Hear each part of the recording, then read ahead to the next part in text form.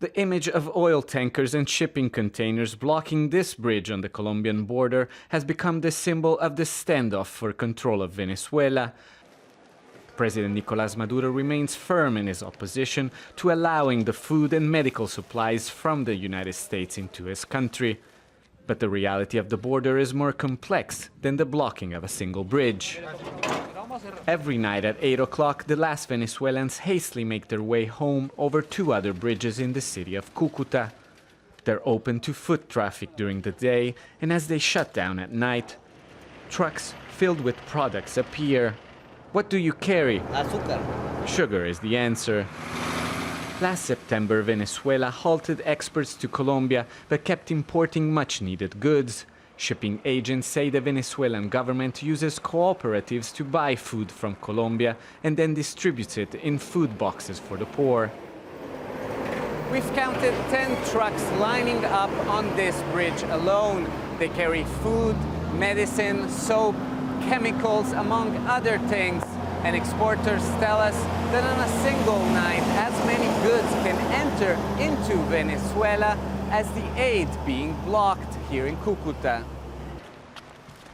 And some of the products being brought or being used in the same way that aid might be used.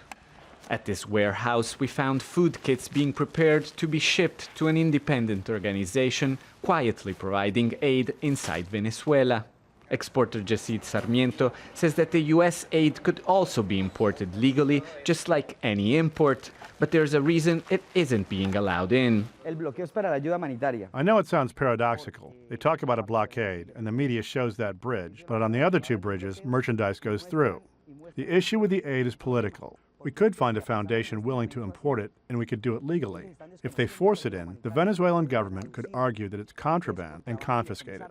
Colombia's foreign ministry says trade with Venezuela has fallen more than 90% in a decade, and that the aid should simply be let in. In 4 years working at this border, I've seen the tragedy of thousands and thousands of kids and sick people in terrible conditions. I'm convinced that there is no other option but helping the people in need. Humanity should be above any political and diplomatic tensions.